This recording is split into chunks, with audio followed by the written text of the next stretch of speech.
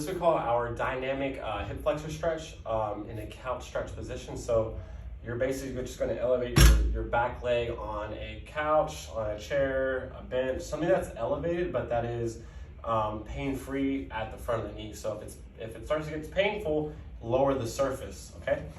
So essentially what you're going to do is you're going to be in this couch stretch position where your shoelace is on whatever is elevated, your front leg is in front of you, so you don't want it to be crooked out, okay? So think about this angle being 90 degrees, right? So my foot is underneath my knee is directly in front of my hip.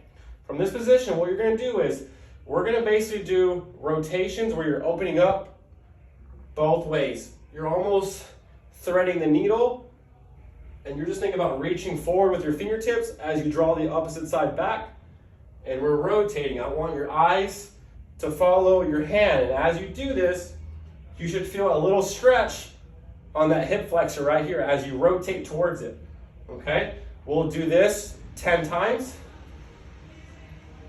After 10 times, I want you to grab the opposite side. So if my left leg is up, I want you to reach with your right hand, and from this position, you're going to almost make a crescent, and I want you to side bend 10 times. You should feel a stretch on that left hip flexor along that quad region. And again, think about tucking the tailbone underneath you, squeezing that glute a little bit to get a bigger stretch, and we'll go 10 times here.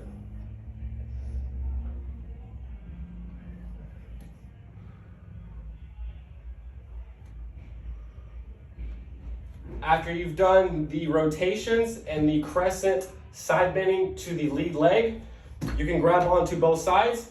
Again, I want you to stay nice and tall, erect, and now we're gonna do pulses, where you're just gonna pulsate into that bigger stretch to whatever you can tolerate. And we'll do about 10 to 15 pulses. And now we're just really working on lengthening that hip flexor by just dropping our body weight backwards. And you're breathing the whole